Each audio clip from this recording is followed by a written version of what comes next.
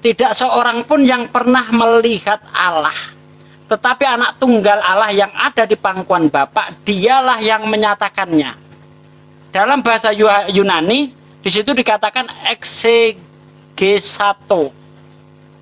Artinya dia yang menerangkan, dia yang menafsirkan. Ya. Tidak seorang pun yang pernah melihat Allah, tetapi anak tunggal Allah yang ada di pangkuan Bapa, dialah yang menerangkannya. Seperti itu. Jadi Yesus itu menerangkan bagaimana ketuhanan itu. Dia tidak bisa dilihat, dia tidak bisa didengar. Itu yang diterangkan oleh Yesus, Pak. Ya, itu yang diterangkan oleh Yesus. Dia Ya. yang seperti mana kita tahu manusia tidak dapat menerangkan zat ataupun esensi Allah, tetapi Yesus menerangkan tentang Allah. Dia mengaku karena dia adalah Allah sejak sebelum dunia itu dijadikan. Ini siapa yang mengaku? Yang Yesus ngaku Allah gitu? Yesus mengaku Allah. Di mana? Mana ayatnya? Nggak ada, Pak. Yesus nggak pernah mengaku Allah. Enggak. Mana ayatnya? Oke, sekejap. Bukan enggak ada satu siapa tahu ada ayatnya mana? Oh, enggak. Saya ini belajar Bible nih, saya baca tuntas itu. Enggak, enggak begitu. Sebab itu saya menghormati. Anggap saja ada, Sugi. mana ayatnya? Saya menghormati saudara Sugi sebab katam dengan Alkitab. Tetapi saya tidak katam dengan Alkitab. Tetapi ya udah, mana ayatnya? Tetapi di dalam kalau kita baca kitab suci itu secara keseluruhan, Yesus itu dihukum salib bukan atas pekerjaan dia, tetapi dia dihukum salib karena dia menghujat Allah dan menyamakan dirinya dengan Allah. Sebenarnya begini, Pak, ya. Orang Yahudi itu tidak pernah heran dengan orang disebut Allah, itu nggak pernah heran. Dia, orang Yahudi itu hanya cari gara-gara saja untuk membunuh Yesus. Bukan karena Yesus itu menyamakan dirinya dengan Allah, enggak. Orang Yahudi nggak pernah heran dengan itu. Mereka sudah terbiasa. Ada orang disebut Allah itu sudah terbiasa. Mana ayatnya? Keluaran 7 ayat 1. Ya, makanya ketika Yesus itu dikatakan kamu menghujat Allah, Yohanes 10 ayat 30 sampai ayat 34 itu kan, aku dan Bapa adalah satu. Kemudian orang Yahudi ingin melempari batu. Kata Yesus, banyak pekerjaan baik yang berasal dari Bapakku, pekerjaan baik manakah yang membuatmu mau melempari aku? Kata orang Yahudi, bukan karena perbuatan baik yang kamu tunjukkan kepadaku, tetapi karena kamu manusia biasa saja ingin karena kamu manusia biasa saja menyamakan dirimu dengan Allah. Apakah diiyakan oleh Yesus? Tidak. Justru Yesus mengingatkan kepada orang Yahudi di ayat 34-nya. Bukankah ada tertulis di dalam kitab Taurat kamu, aku berfirman kamu adalah Allah. Ini bukan berarti Yesus, maaf ini, aduh, berisik. Berisik. Tolong di mute dulu ya. Andi Fair ini sih kasih turun aja ini. Enggak bicara tapi typing di bawah dia. Cuman berdebat di kolom komentar saja, tapi salam aja, nggak kenalkan nama. Ya. Ini cuma bikin saya lanjut ya. Bertanya dan menjawab. Aduh. Saya lanjutkan ya. Di ayat 34-nya Yesus mengingatkan kepada orang Yahudi itu, bukankah ada tertulis di dalam kitab Taurat kamu, aku berfirman kamu adalah Allah. Ini kok gelap sih kamera saya. Oh, kebalik, bentar. Ya, bentar. Ya. Nah, oke. Nah, nampak nih. Nah, Yesus mengingatkan kepada orang Yahudi itu, bukankah ada tertulis di dalam kitab Taurat kamu, aku berfirman kamu adalah Allah. Ini bukan maksudnya Yesus itu sudah jadi Allah sejak di zaman Taurat, tidak. Maksud Yesus ingin mengingatkan kepada orang-orang Yahudi bahwa di dalam kitabmu itu ada orang disebut Allah. Di mana? Keluaran 7 ayat 1. Lihat aku berfirman kamu adalah Allah bagi Fir'aun, dan Harun adalah nabimu. Maksudnya apa ini ketika orang itu disebut Allah? Apakah dia Allah sang pencipta? Bukan ternyata. Di ayat 35-nya dikatakan, jikalau kepada mereka firman itu disampaikan, disebut Allah. Artinya orang yang menyampaikan firman Tuhan juga disebut Allah. Itu maksudnya Yesus. Bukan sebagai sang pencipta, Pak. Begitu loh. Silakan, Pak. Tetapi Yesus juga dimarahi oleh orang Yahudi apabila Yesus mengatakan dosamu sudah diampuni. Persoalannya, siapa yang mampu mengampuni dosa kalau bukan Allah itu sendiri? Mungkin saudara Sugi tahu Alkitab kutipan dia. Saya tidak ingat Petrus. Ya. Petrus pernah bertanya kepada Yesus, Guru, berapa kali aku harus mengampuni dosa? 7 kali? Bukan. 70 kali 70 kali. Berarti bukan cuma Yesus saja yang bisa mengampuni, Pak. Bahkan di dalam kitab Anda, ya, yang bisa menghapus dosa bukan cuma Yesus.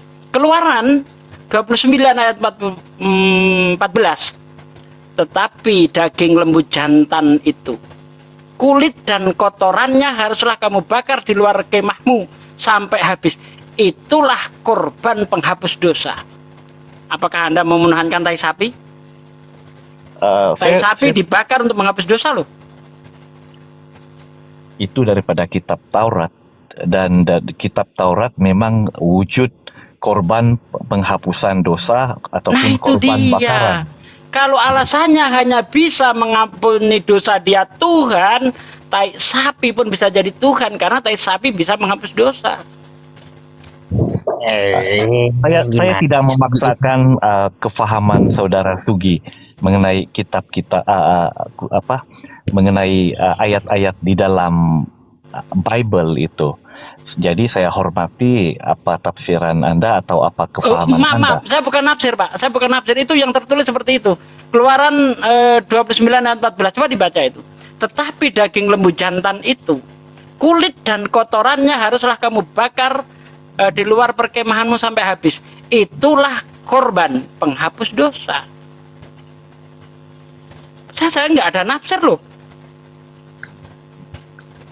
Iya, tapi pemahaman korban penghapus dosa itu adalah tata cara orang Yahudi pada masa di kitab Perjanjian Lama untuk mereka biasanya mengambil korban daripada haiwan untuk dipersembahkan kepada Allah sebagai korban bakaran untuk menghapuskan dosa, tetapi bukan bermaksud bahwa lembu itu mengampuni dosa, bukan maksudnya sedemikian. Tetapi sekarang kalau di Yohanes 20:23 itu tetapi Yesus pernah mau dilempari oleh orang Yahudi apabila dia mengatakan saya tidak ingat mengatakan kepada pelacur bahwa dosamu sudah diampuni. Kemudian orang Yahudi itu mengatakan, siapakah Yesus ini? Dia menghujat Allah karena yang boleh mengampuni dosa hanyalah Allah. Demikian.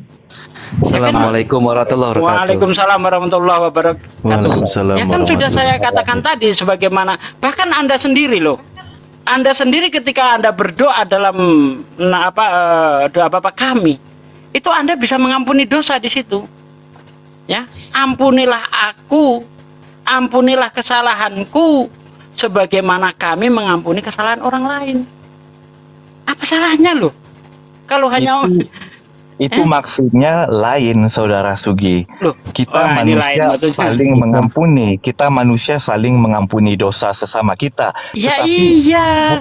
Begitu juga Yesus saling mengampuni, kita. Bos. Kalau sesama manusia itu pengampunan dosa, sekejap, Saudara Sugi. Pengampunan dosa antara manusia sesama manusia tidak menjamin manusia itu kehidupan kekal. Hanya pengampunan daripada Allah yang menjamin manusia kehidupan kekal. Ada beza antara manusia saling mengampuni dengan Pak. Allah mengampuni. Ada perbezaannya. Oh tidak. Ya, dosa itu ada dua. Dosa sesama manusia dan dosa kepada Tuhan. Nah, dosa kepada sesama manusia itu harus diselesaikan sesama manusia. Kalau dosa sama Tuhan, kita bertobat, selesai. Sebagaimana yang tertulis di dalam 2 Tawarikh 6 ayat 21.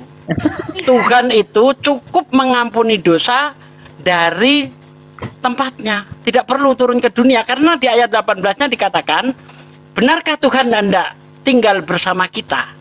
Bahkan langit yang mengatasi segala langit tidak sanggup untuk menampungnya. Di ayat 21-nya, Tuhan mampu mengampuni dosa dari atas, dari tempat tinggalnya, ya, dari singgasananya. Sih pakai ajaran kamu aja, Pak Sugi, jangan. Udah diam. Kami lagi diskusi enak, kamu jangan ganggu.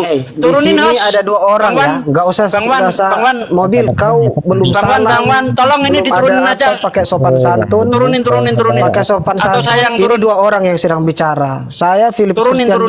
Nyambung dari tadi. Turunin, udah. Turunin. Kita enak bicara, enggak seperti itu.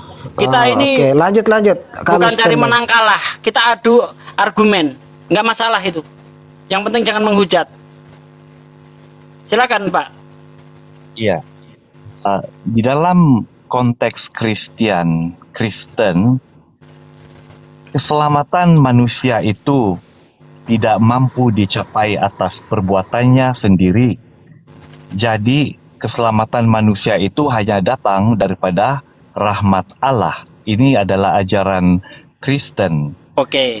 Jadi, sekejap. Ya. Jadi, manusia itu sungguh pun berdosa dan meminta ampun kepada Allah, tetapi pengampunan itu oleh karena sifat Allah yang maha adil, Allah tidak melanggar hukumnya sendiri. Jadi, keselamatan manusia itu dikatakan hanya melalui rahmat Allah.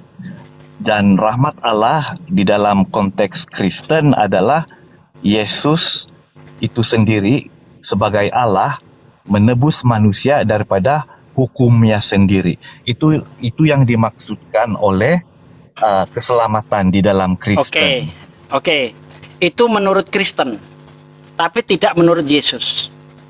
Ya, karena menurut Yesus begini. Ketika ada orang kaya bertanya kepada Yesus, Anda buka Lukas 18 ayat 18 sampai 20, sampai ayat 23. Dibuka di situ. Ada orang kaya bertanya kepada Yesus, "Guru yang baik, perbuatan apa yang harus aku lakukan supaya aku mendapatkan hidup yang kekal?" Dijawab oleh Yesus, "Mengapa kamu berkata aku baik? Tidak ada yang baik kecuali hanya Allah saja." Gugur Yesus sebagai Allah. Ya, karena Yesus mengatakan, tidak ada yang baik kecuali hanya Allah saja.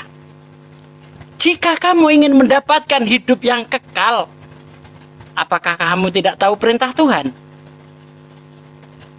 Yesus nggak ngomong, kalau kamu ingin mendapatkan hidup yang kekal, percaya aku disalib untuk menembus dosamu. Nggak diajarkan Yesus. Yang diajarkan Yesus, jika kamu ingin mendapatkan hidup yang kekal, apa kamu tidak tahu perintah Tuhan? Jangan membunuh, jangan bersaksi dusta, hormati orang tuamu, kasih sesamamu, seperti kamu mengasihi dirimu sendiri.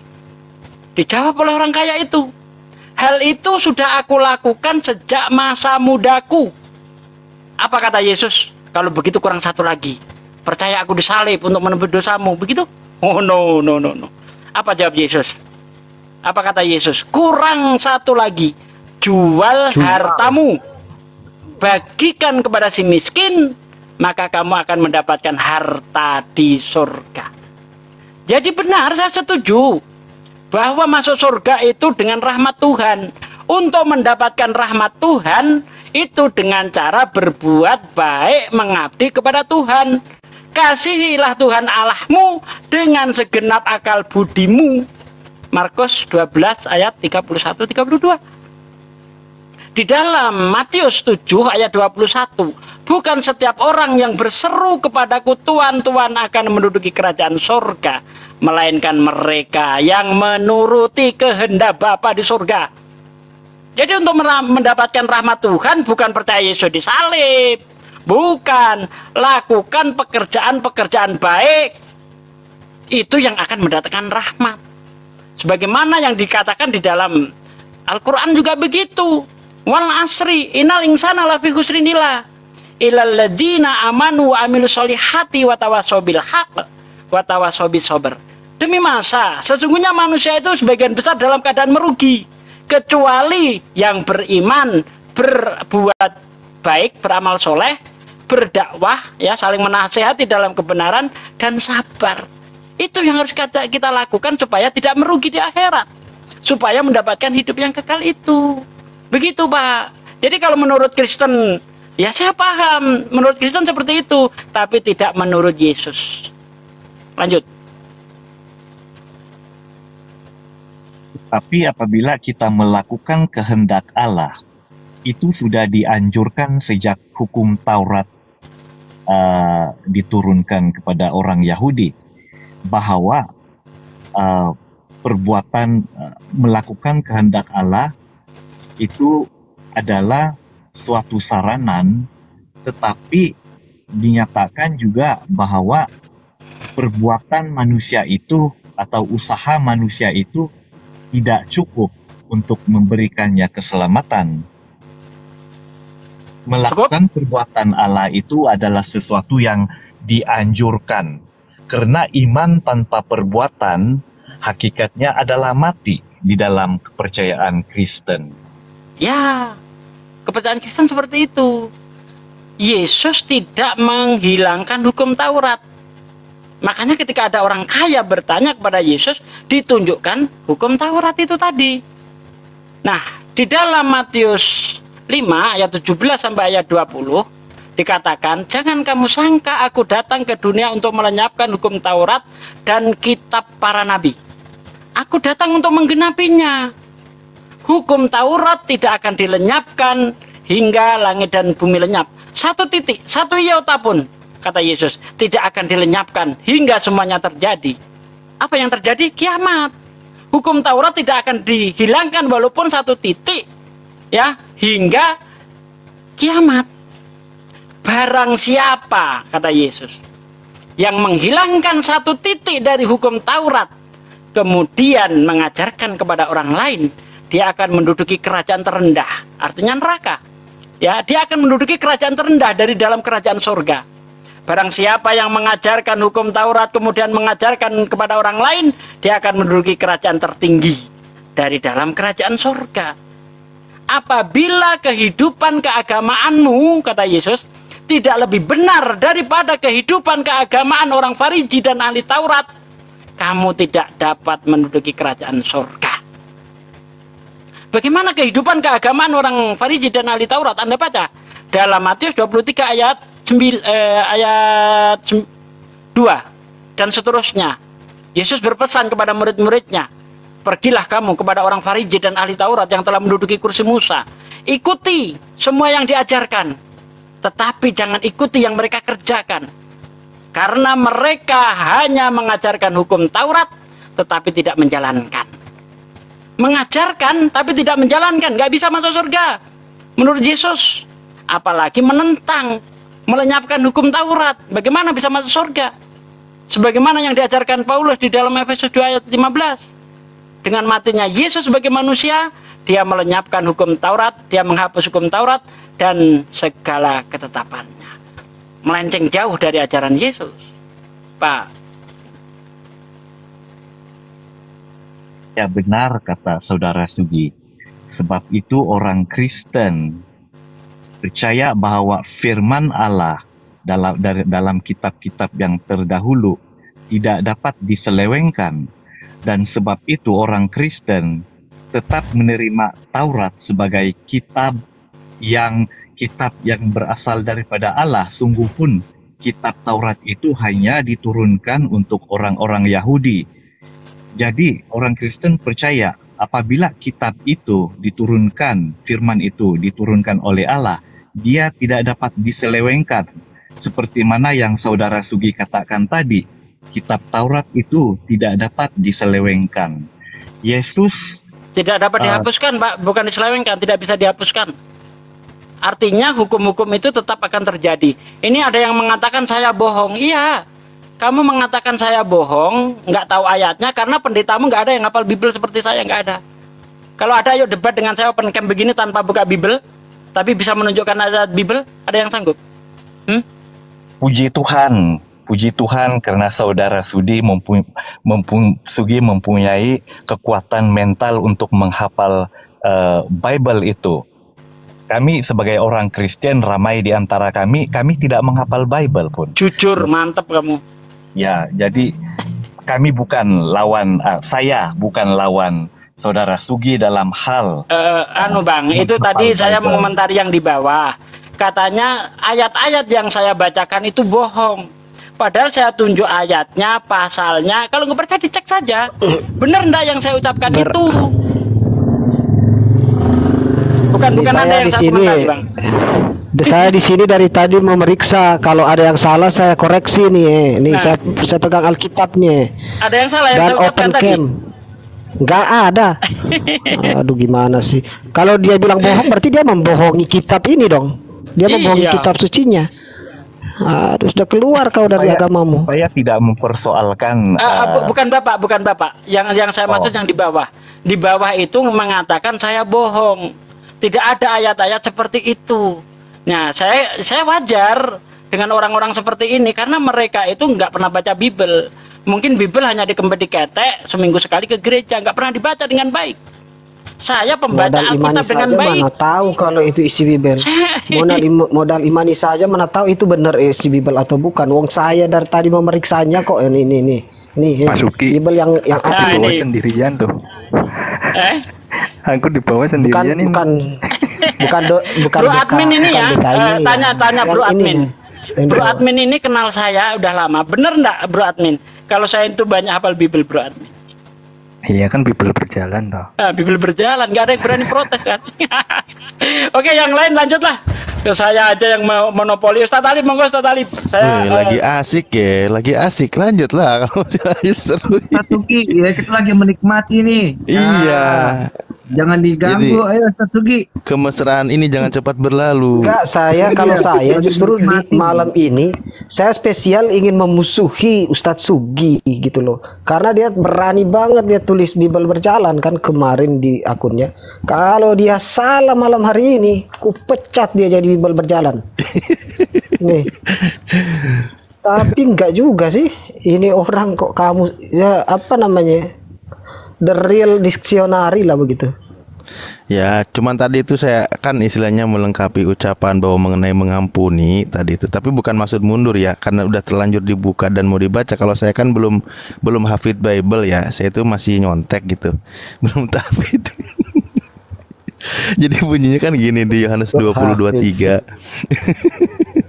Bahwa jikalau kamu mengampuni dosa orang, dosanya diampuni. Ini kan kata Yesus.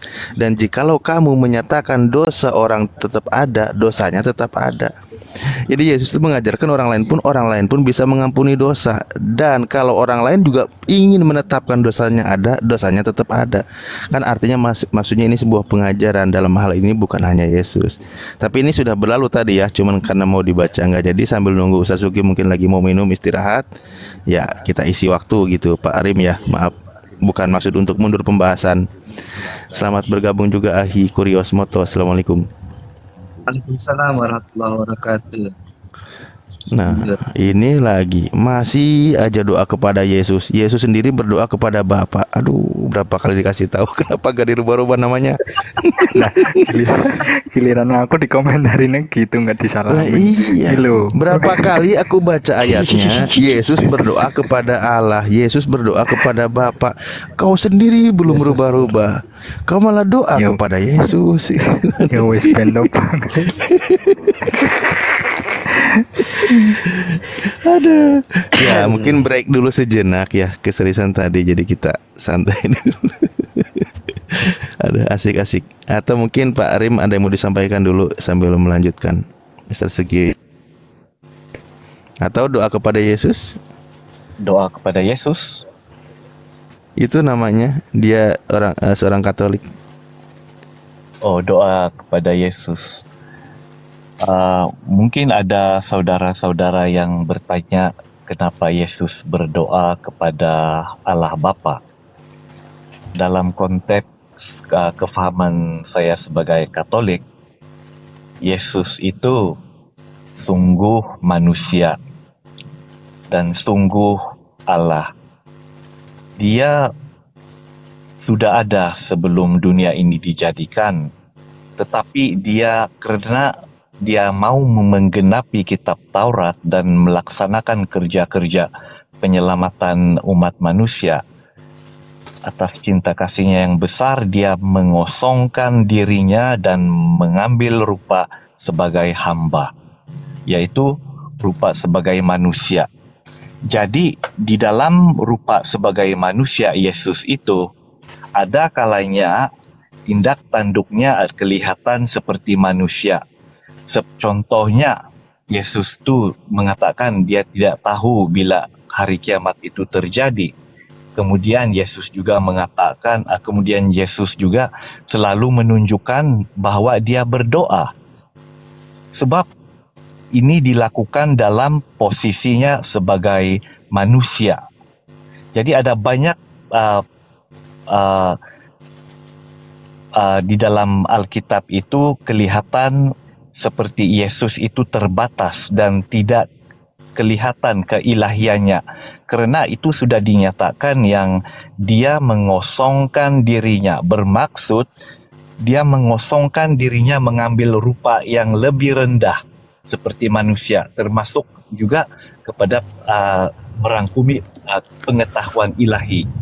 Tetapi dalam masa yang sama, memandangkan Yesus adalah Allah, dia juga sekali-sekala mengucapkan kata-kata atau kekuasaan yang hanya wujud pada Allah. Contohnya dia mengatakan, dosamu sudah diampuni. Kemudian orang Yahudi tidak pernah silap mengenai ucapan Yesus, sehingga mereka menuduh Yesus menyamakan dirinya dengan Allah. Apabila Yesus mengatakan Allah di dalam Bapa di dalam aku dan aku di dalam Bapa dan Bapa dan aku adalah satu, lantas orang Yahudi mau melempari dia dengan batu karena orang Yahudi faham apa yang dimaksudkan oleh Yesus. Jadi perihal mengenai kenapa Yesus berdoa itu sudah saya jelaskan dan saya harap saudara-saudara boleh memahaminya. Ustaz Sogi sudah monitor? Oke. Jadi gini ya, ketika Yesus berkata dosamu sudah diampuni, ini tidak bisa kita pahami Yesus yang mengampuni dosa.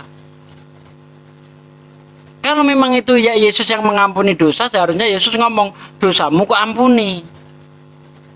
Tapi Yesus ngomong dosamu sudah diampuni. Apakah itu Yesus yang melakukannya? Tidak. Karena Yesus mengatakan, ya, aku tidak dapat berbuat apa-apa dari diriku sendiri. Semua yang aku lakukan sesuai yang aku dengar. Jadi yang dikatakan Yesus itu yang dia dengar dari Bapa.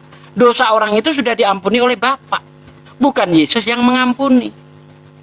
Nah, Anda tadi mengatakan ada Yesus kalanya itu melakukan perbuatan-perbuatan ilahi. Justru ketika Yesus melakukan perbuatan-perbuatan ilahi, dia itu bersaksi sebagai utusan. Di mana itu di dalam Yohanes 11 ayat 41, 42, 43. Ketika Yesus mau membangkitkan Lazarus, Yesus menengadahkan tangan ke atas, berdoa dia.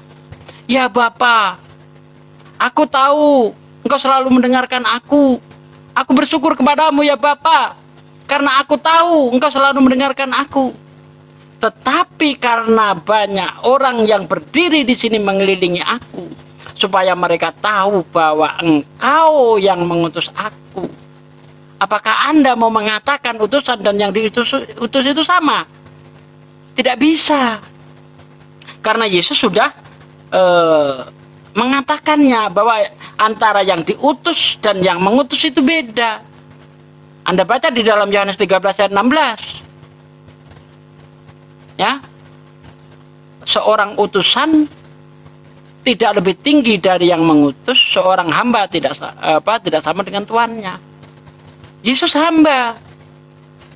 Matius 12 ayat 18. Jadi tidak ada perbuatan Yesus ya yang bisa mengindikasikan bahwa dia itu Tuhan, tidak ada.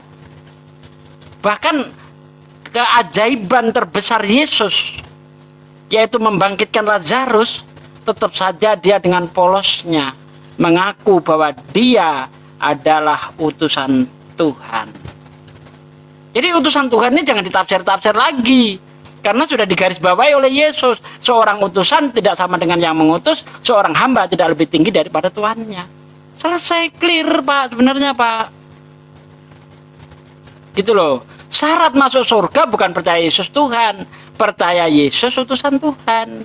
Itu yang benar menurut Yesus. Monggo dilanjut. Iya, saya pikir itu saya sudah jelaskan, tapi sekiranya Saudara Sugi masih memegang kepercayaan yang seperti yang Saudara Sugi katakan tadi, itu terpulang. Sebab Pak, itu bukan kepercayaan saya, Pak. Itu kepercayaan Yesus yang saya sampaikan. Itulah yang disampaikan Yesus. iya, Bukan kepercayaan saya. apa yang Saudara Sugi faham tentang itu. Tetapi saya juga sudah menjelaskan bahwa Yesus itu sebagai utusan, karena saya sudah menjelaskan tadi bahwa Yesus itu yang pada mulanya adalah Allah ataupun kalimat Allah, firman Allah, mengosongkan dirinya untuk menjadi seorang manusia. Jadi ini adalah apa yang dimaksudkan dengan utusan, bahwa Yesus yang pada mulanya di dalam kitab Kejadian dinyatakan bahwa pada mulanya adalah firman.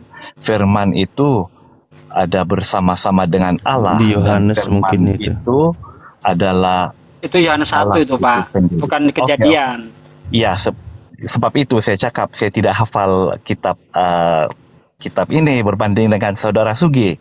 Terima kasih karena membetulkan. Jadi apa yang tertulis itu adalah pada mulanya adalah firman.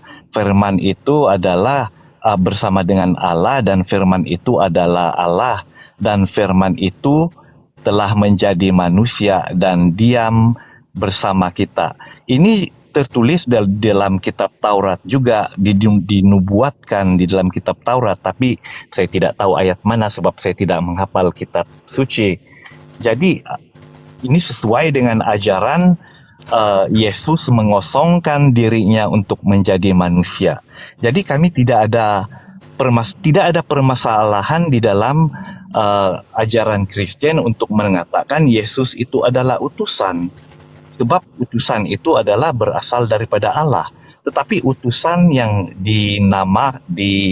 digunakan untuk konteks Yesus tidak sama dengan utusan-utusan yang digunakan dalam konteks nabi-nabi yang lain. Nabi-nabi lain tidak pernah mengatakan dosamu diampuni. Dan adalah jelas orang Yahudi sangat marah.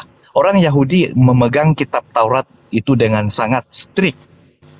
Mereka hukuman menghujat Allah adalah hukuman mati, dan mereka persis faham bahwa Yesus itu menyamakan dirinya dengan Allah. Tetapi jika Saudara Sugi tidak bersetuju dengan itu dan mempunyai kefahaman lain berdasarkan pembacaan Saudara Sugi, itu saya tidak ingin memaksakan apa yang kami percaya. Oke, mengenai mengatakan bahwa Tuhan mengosongkan diri dan sebagainya, menyamakan diri dengan hamba, itu kan menurut Paulus di dalam Filipi 2 ayat 8. Tetapi apakah Yesus menyatakan itu? Tidak. Yesus tidak pernah mengatakan bahwa dirinya adalah Allah. Ya, tidak pernah Yesus mengatakan itu. Apakah Yesus pernah menyatakan dirinya firman? Tidak juga. Kalau memang Yesus itu adalah firman, ya, yang menjadi manusia, lalu yang diterima Yesus itu apa? Yesus menerima firman. Katanya firman sudah jadi manusia, Yohanes 1 ayat 14. Tapi faktanya Yesus masih menerima firman. Yohanes 17 ayat 8, Yohanes 17 ayat 14. Segala firman-Mu yang Engkau sampaikan kepadaku telah Aku sampaikan kepada mereka. Mereka menerima, tetapi dunia membencinya, karena mereka bukan dari dunia, sama seperti Aku bukan dari dunia. Yesus masih menerima firman. Nah, mengenai firman yang jadi manusia itu, kalau kita baca di ayat 13-nya, orang-orang yang dilahirkan bukan dari darah, juga bukan dari daging, juga bukan keinginan seorang laki-laki, melainkan berasal dari Allah. Maksudnya apa? Firman jadi daging ini, apakah firman itu berubah jadi daging? Tidak. Maksudnya Tuhan itu berkehendak menciptakan manusia itu dari seorang wanita tanpa melalui hubungan laki-laki. Bukan berarti firman itu jadi daging. Faktanya di ayat 13-nya ada orang-orang yang kejadiannya seperti Yesus. Itu tadi udah saya kutip sebenarnya ayat itu sebelumnya tadi. Seperti contoh siapa? Yohanes Pembaptis. Secara akal sehat, Elisabeth yang mandul ataupun Sarah yang mandul, ibunya Ishak, itu tidak bisa punya anak. Tetapi karena Tuhan berkehendak, maka orang mandul, perempuan tanpa hubungan laki-laki bisa melahirkan. Itu kehendak Tuhan. Tanpa ada sesuatu pun, kalau Tuhan berkehendak, bisa jadi manusia. Siapa dia? Adam. Kalau Tuhan berkehendak hanya melalui tulang, bisa jadi manusia. Siapa dia? Hawa. Nah, semua itu ditunjukkan Tuhan kepada kita bukan untuk menjadi sekutunya, tetapi itu untuk menunjukkan betapa Tuhan itu maha kuasa.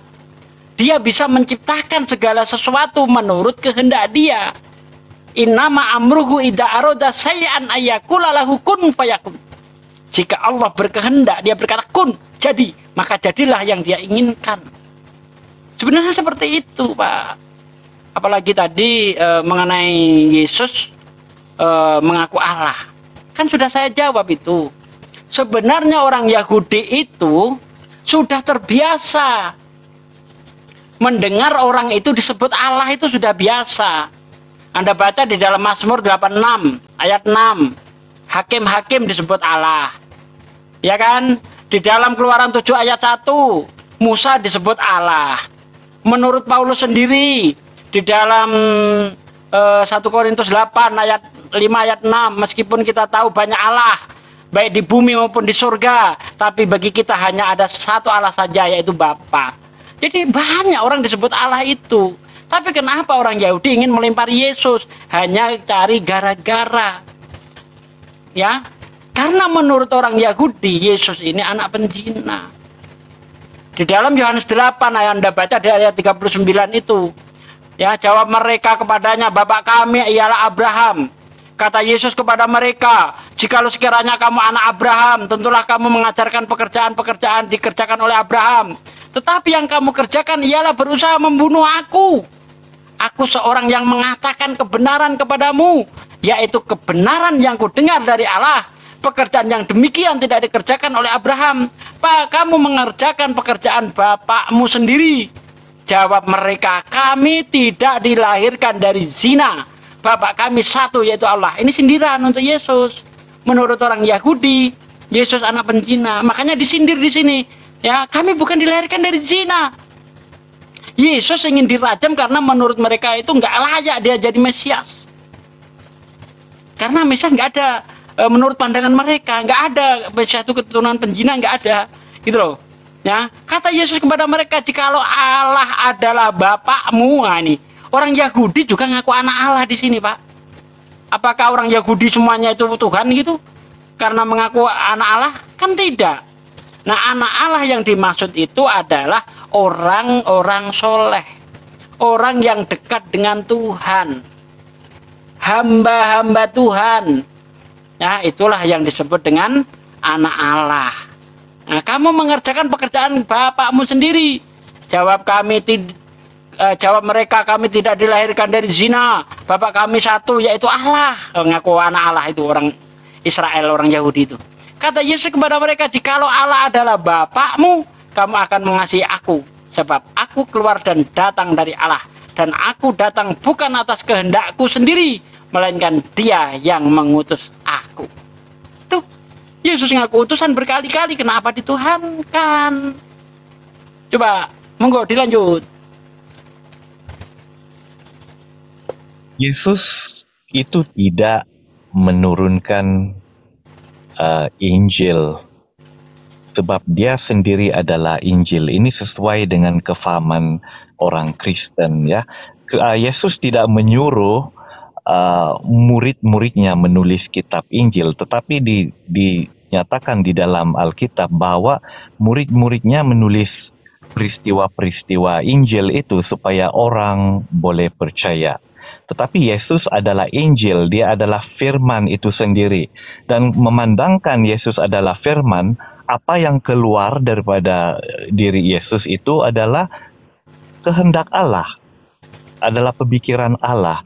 Karena Yesus tidak bertentangan ataupun Yesus mempunyai satu kehendak dengan Allah. Mengenai apa yang saudara Sugi katakan Yohanes Pembaptis, ya. Yohanes Pembaptis semasa dia membaptis Yesus, apa yang dikatakan oleh Yohanes Pembaptis, akan datang seorang yang lebih besar daripada aku dan dia sudah ada sebelum aku, sehingga kan membuka tali kasutnya ataupun mengikat tali kasutnya aku tidak layak. Ini adalah suatu kesaksian yang diberikan oleh banyak di dalam yang kita boleh didapati di dalam Alkitab.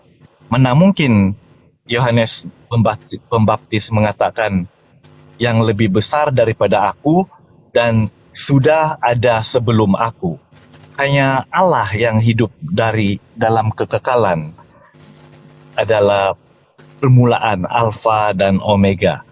Mengenai apabila Maria mengandung Yesus dan mengunjungi Elizabeth, dia memberi salam kepada Elizabeth dan Elizabeth, anak dalam kandungan Elizabeth itu seperti melonjak kegirangan. Dan Elizabeth mengatakan, siapakah aku ini sehingga Ibu Allah mengunjungi aku. Jadi ada banyak kesaksian di dalam Alkitab yang tidak boleh disangkal bahwa Yesus ini bukan hanya nabi seperti nabi-nabi biasa, Musa, nabi-nabi dalam yang ditulis di dalam kitab Taurat. Ada banyak kesaksian yang tidak boleh disangkal. Baik. Jadi gini, Anda tadi mengatakan bahwa Yesus itu tidak membawa Injil. Bentar, Bang.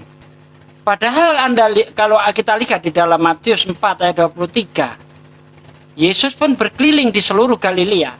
Ia mengajar dalam rumah-rumah ibadat dan memberitakan Injil Kerajaan Allah, serta melenyapkan segala penyakit dan kelemahan di antara bangsa itu. Markus 1 ayat 14. Ya. Markus 1 ayat 1. Inilah Markus 1 ayat 14. Sesudah Yohanes ditangkap, datanglah Yesus ke Galilea memberitakan Injil Allah. Anda mengatakan Injil itu Yesus sendiri. Kalau Injil itu Yesus sendiri, masa Yesus memberitakan Injil Allah? Berarti Yesus ini memberitakan sesuatu yang berasal dari Tuhan. Di mana pengakuan Yesus? Firman-Mu yang Engkau sampaikan kepadaku, itulah Injil. Telah aku sampaikan kepada mereka. Itulah Injil. Begitu Pak ya. Apalagi tadi yang perlu saya komentari ya. Banyak sekali sih. Saya agak lupa apa yang harus komentari. Oh, mengenai Yesus ya. Nah, sekarang kita kembali lagi kepada pengakuan Yesus sendiri deh. Ya. Pengakuan Yesus sendiri, pernahkah dia itu mengaku Allah? Ternyata tidak pernah. Seperti contoh tertulis di dalam Yohanes 2. Yohanes 4 ayat 22. Kamu menyembah apa yang tidak kamu kenal. Kami, kata Yesus, menyembah yang kami kenal. Kalau Yesus itu Allah, bagaimana mungkin Yesus punya Allah? Bahkan di dalam Yohanes 20 ayat 17, ketika Yesus yang katanya bangkit, apa kata Yesus? Aku belum pergi kepada Bapakku dan Bapakmu, Allahku dan Allahmu. Yesus, kesaksian Yesus itu lebih penting daripada kesaksian siapapun. Ya, Yesus berkata, dia punya Tuhan, dia punya Allah. Aku belum pergi kepada Bapakku dan Bapakmu, Allahku dan Allahmu. Bahkan Yesus pernah berkata, aku bersyukur kepadamu, ya Bapa Tuhan langit dan bumi. Loh kan? Apakah ini pernyataan seorang Tuhan? Kalau dia mengatakan punya Tuhan, ini tidak masuk akal, Pak. Enggak masuk akal. Bagaimana mungkin ada Tuhan punya Tuhan? Begitu. Apa Iya. berat, Min? Iya, Boleh betul. nyambung nggak sih? Atau ini memang berdua saja? Ya dari tadi berdua sih. Oh ya udah sih. Ya barangkali boleh biar tambah rame yang bawah juga. Iya, silakan. Gantian. Saya capek sebenarnya, udah dipaksa terus. Sama Bang Ali deh, apa Bang Kuryas, monggo dilanjut. Saya ulas dulu apa yang dikatakan oleh saudara Sugi tadi, yang dia mengatakan bahwa saya sudah lupa. Tidak apa, silakan. Saya sudah lupa apa yang saudara. Sampai lupa kan. Soalnya tadi memang banyak itu. Biasanya ayat per ayat memang jadi tema ya, jadi tema banyak sekali jadinya. Agak ngikutinya agak susah, tapi kalau boleh kita sambung lagi, kita bikin ini baru. Nyambung tadi Pak Suki memang pas ya, cocok banget itu kalau ambil plot-plot Alkitabnya. Cuman ya sudah pasti beda makna dengan kita sebagai Kristen. Yang paling tadi digagaskan tentang masalah Yesus Tuhan atau bukan, atau utusan. Kalau soal utusan kita sudah sepakat ya Pak Suki, Yesus adalah utusan, sama Kristen juga menganggap demikian. Katolik juga mengakui Yesus juga memang utusan, diutus. Cuman Tapi ada buntutnya, Bang Admin. Orang Iya. Kristen mengakui Yesus utusan, tapi ada buntutnya. Iya, kan bedanya di situ. Iya, sementara Yesus sendiri Bukan berhenti nggak di pakai utusan. buntut. Ya, Yesus sendiri ketika dia menerangkan dia utusan nggak pakai buntut. Oh, kalau Yesus, Apa buktinya? Seorang utusan tidak sama dengan yang mengutus. nah Selesai itu sudah. sama juga Pak Iya. Suki. Kita di dalam Katolik atau Kristen ya pada umumnya mengatakan bahwa Bapa bukan Yesus. Nah, terus utusan bisa jadi Tuhan, jadi pengutus nih gimana ceritanya? Bukan, ceritanya itu begini loh.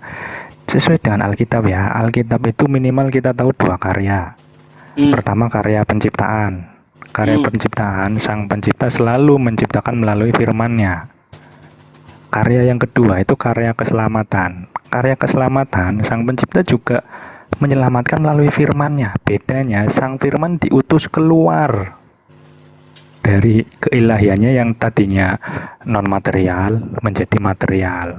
Nah, ini salahnya Bro Admin di sini. Anda mengatakan Tuhan menciptakan melalui firman-Nya. Padahal kalau kita baca ayatnya bukan melalui firman-Nya, tapi dengan cara berfirman. Berfirmanlah Allah, jadilah terang, maka terang itu jadi. Bukan melalui firman-Nya, tapi dengan cara berfirman. Begitu loh. Dengan cara berfirman, anggap saja dengan cara berfirman. Nah, di dalam kekristenan sesuai dengan Alkitab, kita memang mengenal Allah dengan keilahiannya. Kita bedakan baik Allah sebagai sumber, sebagai firman, sebagai entitas roh yang tidak dimengerti atau roh lah istilahnya. Itu kita membedakan. Jadi sekalipun Allah itu atau Sang Pencipta ini adalah kita satu, tetapi kita membedakan itu. Bisa dibedakan tapi tidak bisa dipisahkan. Khusus pada penciptaan itu semuanya satu, kita tidak perlu ini ya menganatema. Tapi dalam hal karya keselamatan lah mulailah di sini. Allah sendiri yang mengutus Yesus keluar daripadanya menjadi manusia melalui Bunda Maria. Jadi di situ konsepnya. Bentar ada tokek. Jadi apakah menurut Yesus seperti itu? Tidak. Yesus itu ya kan memberitakan tentang ajaran-ajaran Tuhan. Bukan dengan cara mati disalib. Bukan seperti itu Bro Admin. Tapi dengan cara memberitakan ajaran Tuhan. Itulah untuk mencapai keselamatan. Percaya Yesus utusan. Dengan percaya Yesus utusan, maka mengikuti apa yang diajarkan Yesus. sehingga tercapailah keselamatan itu. Begitu loh. Makanya Yesus ngomong nih, banyak pekerjaan baik. Ya, seperti contoh tadi nih, saya baca di dalam Yohanes 8 itu, coba nih ya. Yohanes 8 ayat 39 ya. Ya. Jawab mereka kepadanya dari ayat 39 benar ya. Kata Yesus kepada mereka, "Jikalau sekiranya kamu anak-anak Abraham, tentulah kamu mengerjakan pekerjaan yang dikerjakan oleh Abraham. Tetapi yang kamu kerjakan ialah berusaha membunuh aku. Aku seorang yang mengatakan kebenaran kepadamu, yaitu kebenaran yang kudengar dari Allah. Pekerjaan yang demikian tidak dikerjakan oleh Abraham." Jadi Yesus itu memberitakan kebenaran. Supaya selamat, ikuti kebenaran yang disampaikan Yesus. Apa itu? Jangan berbuat seperti ahli Taurat. Hanya mengajarkan tetapi tidak menjalankan. Matius 23 ayat 2, ayat 3, ayat 4 itu. Bukan dengan cara dia mati disalib, Bang Bro Admin. Di mana Yesus mengatakan percaya ke aku disalib kamu akan masuk surga? Nggak ada Yesus mengatakan itu. Justru yang diajarkan Yesus, apa kamu tidak tahu perintah Tuhan? Itu syaratnya masuk surga, ikuti perintah Tuhan tuh. Pasti kamu masuk surga. Bukan menuhankan Yesus, bukan mempercayai Yesus disalib. Itu ajaran Paulus di dalam Roma itu. Tapi Yesus sendiri nggak pernah mengajarkan itu, Bro Admin.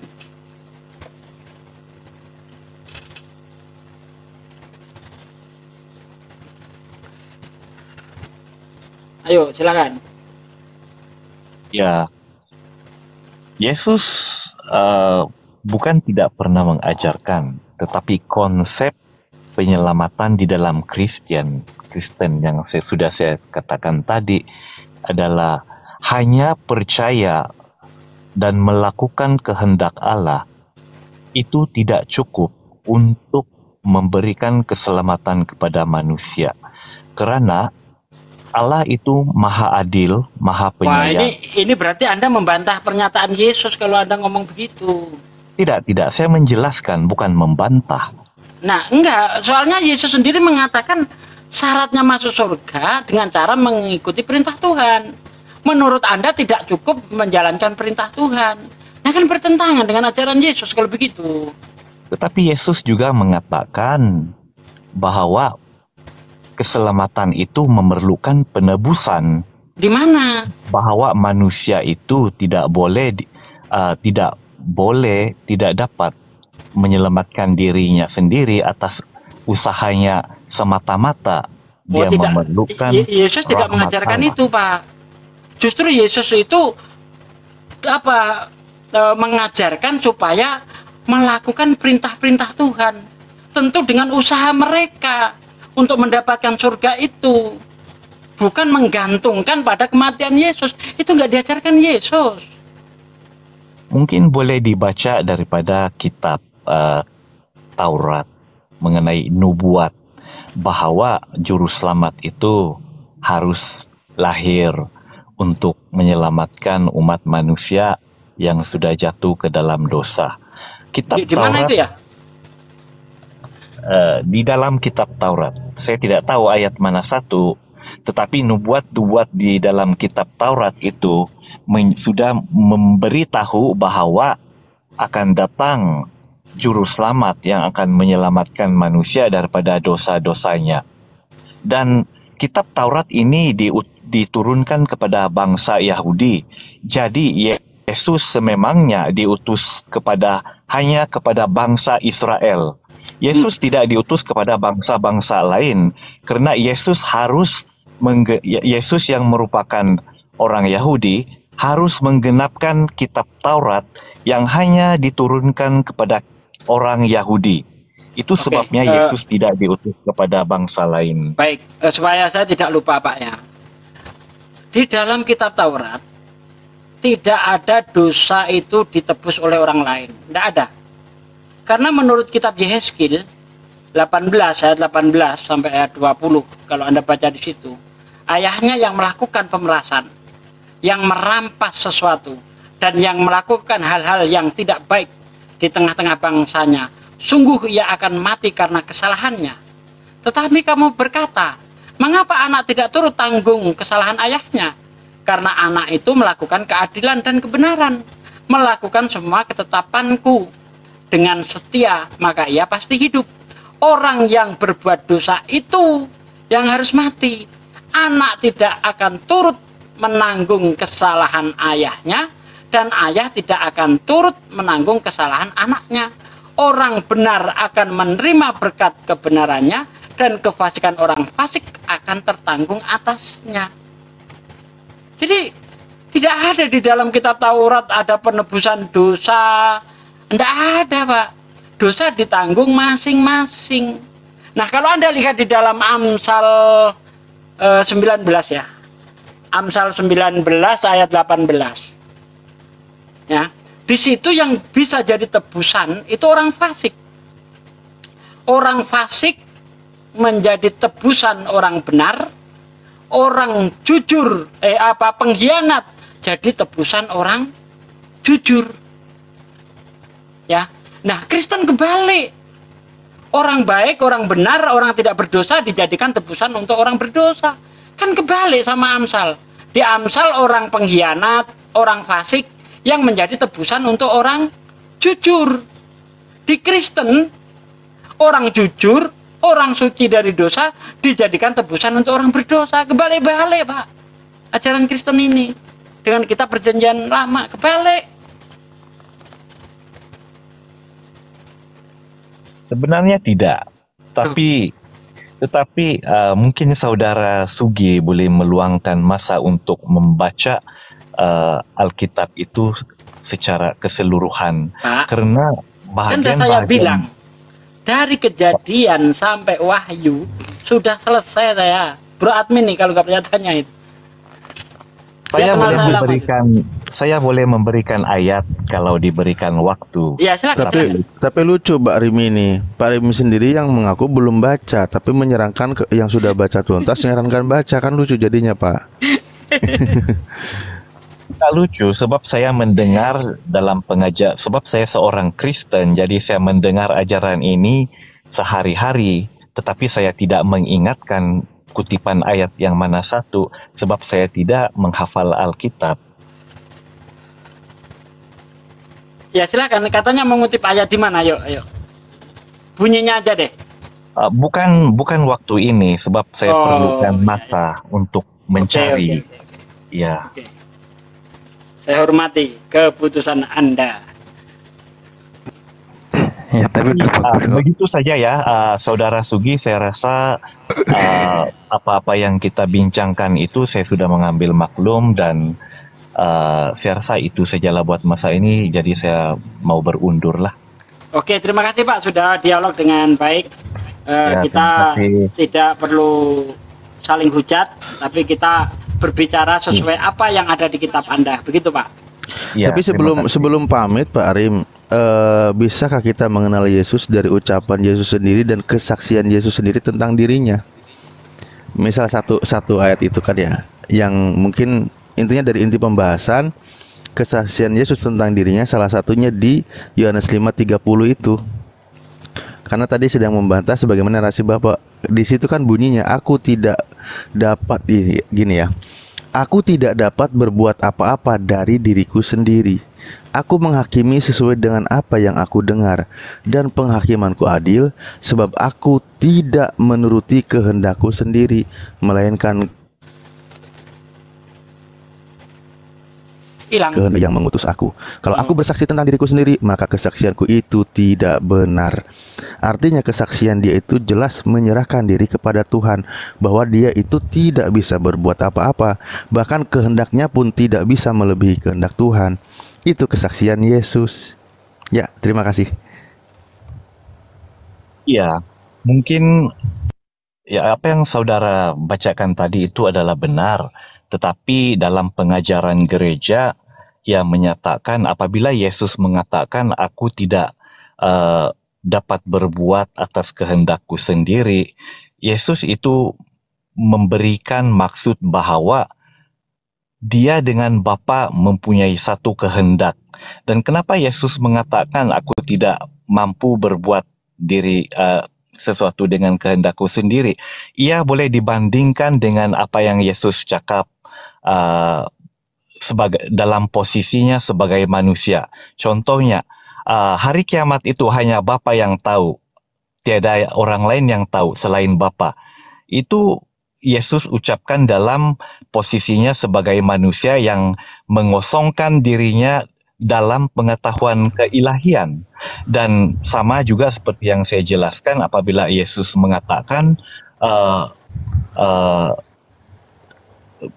dia berdoa kepada Bapa karena itu posisinya sebagai manusia, dan ada banyak lagi saya tidak ingat, tapi ada banyak lagi di dalam Alkitab. Memang sebagai manusia, memang sebagai manusia. Betul, itu kesaksian. Ini kan kesaksian Yesus tentang dirinya, Pak. Maaf sedikit ya. Makanya saya bilang tadi, kalau di sini jelas kata Yesus, bukan berdasarkan kehendakku sendiri, melainkan kehendak Bapa. Artinya ada dua kehendak. Cuman Yesus tidak bisa melebihi kehendak Bapa. Apakah di sini merujuk ada dua pribadi? Jelas dua pribadi, masing-masing punya pribadi. Satu Sang Maha, satu sebagai penerima. Di mana bukti ada dua pribadi, ada dua kehidupan? Kita bisa baca di ayat sebelumnya, Pak. Sebab sama seperti Bapa mempunyai hidup dalam dirinya sendiri, demikian juga diberikannya anak mempunyai hidup dalam dirinya sendiri. Anak hidup dalam dirinya sendiri, Bapa hidup dalam dirinya sendiri, masing-masing punya kehidupan. Makanya hidupnya Yesus bergantung terserah apa yang diperintahkan oleh Bapa, karena dia tidak bisa berbuat apa-apa.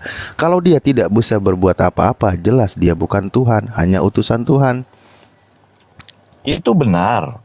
Itu adalah benar. Yesus dan Bapa adalah dua pribadi yang berbeza, tetapi darjat keilahian mereka adalah sama. Sebelum dunia ini dijadikan, sebelum Yesus mengosongkan dirinya, darjat keilahian Bapa dengan Anak itu adalah sama. Mereka mempunyai dua pribadi yang berbeza, tetapi satu kehendak. Di dalam Alkitab dinyatakan, baiklah kita mencipta manusia ini menurut gambar dan rupa kita. Tidak dinyatakan jelas apakah yang dimaksudkan, tetapi ada satu analogi yang mengatakan bahwa di dalam manusia ini pun kita mempunyai tiga binaan yang berbeza. Kita mempunyai tubuh, kita mempunyai roh, dan kita mempunyai akal. Sekiranya tubuh melakukan suatu pekerjaan, contohnya sekiranya saya ini mencuri, adakah roh akan mengatakan, oh, saya sebagai roh tidak mencuri, tetapi tubuh itu mencuri? Tidak. Tubuh itu di dalam kesatuannya melakukan satu perbuatan itu secara satu kehendak. Ini adalah satu analogi yang boleh kita fahami. Jadi apabila Yesus mengatakan, aku tidak melakukan berbuat sesuatu itu berdasarkan kehendak dia, ia menyatakan, ia melambangkan wujudnya kesatuan antara Allah dengan dia dan tidak ada pertentangan. Itu adalah apa yang diajarkan oleh gereja. Aduh, kenapa pemaparan Pak Arim ini tidak sesuai dengan ucapan Yesus di ayat 30 tadi? Maksudnya saya tidak memaksakan kepercayaan saya kepada saudara. Iya, kepercayaan tentu hargai, Pak. Kalau kepercayaan saya hargai. Makanya saya bilang yang dibahas itu teks tertulis, bukan keimanan, keyakinan, kepercayaan. Repot kalau masalah keimanan gitu. Pak Alif.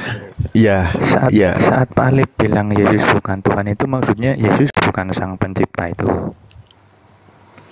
Nggak, iya, bukan sang pencipta, bukan ilahi. Salah. Bukan ilahi. Loh. Oh iya. Kalau menurut Alkitab, apakah layak sang pencipta? Sang pencipta berkata, aku tidak dapat berbuat apa-apa dari diriku sendiri. Layak, sebab dia mengosongkan dirinya. Nah, dia kalau mengosongkan diri, Pak, kalau mengosongkan diri Tuhan bukan, Pak? Tidak, Tuhan mampu membuat apa yang dia mau lakukan. Oke, Bapak dari tadi kembali ke kalimat mengosongkan diri. Saya tanya, Pak, kalau kosong, ketuhanan itu kosong, maka layakkah disebut Tuhan? Tuhan adalah Yesus adalah Tuhan sebelum dunia itu dijadikan. Oke, sekarang Dia Yesus di dunia mengosongkan- ini dia mengosongkan diri sehingga bukan Tuhan lagi, sama seperti manusia kan gitu. Ya, betul. Nah, kalau sudah kosong apakah masih Tuhan? Ya, dia masih Tuhan sebab Loh, ketuhanan kan sudah itu, kosong, Pak. Kan sudah kosong. Di mana masihnya? Kosong itu tak tersisa, Pak. keilahian Tuhan itu tidak dilimitkan dengan ruang, waktu dan masa. Tuhan Ya. itu maha wujud. Kita tidak Terus? boleh mengatakan bahwa apabila Yesus turun ke dunia, maka dia hilang keilahiannya yang dia miliki sejak kekekalan. Tidak boleh. Ya. Lah, Bapak sudah bilang mengosongkan dirinya. Jadi ilahinya itu kosong, menjadi sama dengan manusia. Kalau sudah kosong, sementara yang penuh adalah mutlak sama manusia, pertanyaannya apakah masih ada ilahi? Kalau masih ada ilahi, tolong jangan menyebut kosong. Yang namanya kosong itu tidak ada, Pak. Setahu saya, kosong itu tidak ada. Tidak ada dalam pemikiran manusia, tetapi bagi Allah segala-galanya adalah mustahil. Segala-galanya adalah tidak mustahil. Iya, kalau gitu bukan kosong, Pak. Di mana apakah yang kosong itu gini? Kita ada satu ember, ember itu dibuang airnya, lalu tidak ada air lagi di situ, embernya kosong. Apakah kosong itu masih ada, Pak? Bentar. Ini bukan ini juga dalam terjemahan LAI memang. Kalau kita pakai versi yang terbaru memang ia Merebut. membuat dirinya, ya kan. Ada lagi versi Celeber, ia melepaskan semuanya. Ya. Jadi memang kata mengosongkan ini dari terjemahan LAI. Nah, sekarang yang 978. disalahin terjemahan. Bukan itu. Maksudnya gini loh. Kadang-kadang kata misalnya mengkosongkan berbeda makna dengan yang di pikiran kita dan Alkitab. Sementara di bro. terjemahan lain dikatakan melepaskan, ya. Mm-mm. Jadi itu sih maksudnya. Begini, ketika ada kalimat aku tidak dapat berbuat apa-apa dari diriku sendiri. Iya. Waduh, kemana Pak Alip? Lah kok turun Pak Alip, Bang Os? Sebenarnya tidak susah untuk difahami ya. Waduh, tinggal Bang Os sama Bang Ribut dari Malaysia, pakai suaranya kayak orang Malaysia. Ya, dari Malaysia. Ya, tapi bahasa Indonesianya paham ya, lancar ya. Ya, lebih kurang lancar sebab kitab yang kita baca pun kitab bahasa Indonesia. Oh iya. Jadi tidak banyak perbedaan ya. Iya. Wah, mana nih hostnya sama Pak Suki? Host. Ya, mengosongkan dirinya. Walaupun Yesus mengosongkan dirinya, namun sifat keilahiannya yang sudah wujud dari kekekalan itu tidak hilang. Sebab Yesus itu bukan terhad dalam dimensi penciptaan manusia. Kalau terjemahan lain ada yang mengkesampingkan. Ya, mungkin Jadinya- terjemahan berbeza-beza, tapi maksudnya adalah sama. Iya. Kataan mungkin berbeza, tetapi maksudnya adalah sama. Apabila Yesus mengatakan dia tidak mampu berbuat atas mengikut kehendaknya, itu bermaksud dia mempunyai kehendak kesatuan daripada Bapa.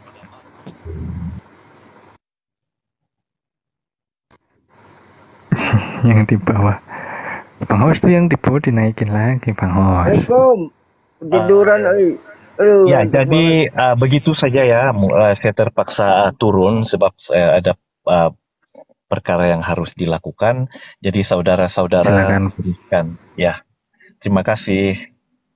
Ya Bang, makasih ya. Sama-sama Bang Rim. Bang Alifnya nggak tahu baterainya habis kali. Ya wus. Capean dari siang. Assalamualaikum Bang Dokter. Ya, assalamualaikum. Ya, waalaikumsalam buat host. Iya bang. Sampai ketiduran dari tadi capek.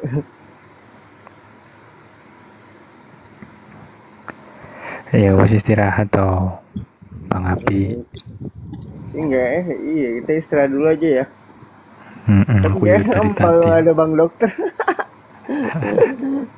Nah, nggak apa-apa. Aku lagi on the way pulang aja. Jadi daripada ngantuk di iya. jalan, aku masuk ke room. Cuman di sini hujan lebat juga, jadi nggak kedengar Oh kali juga. gitu. Itu Bang Adi minum antimo berapa?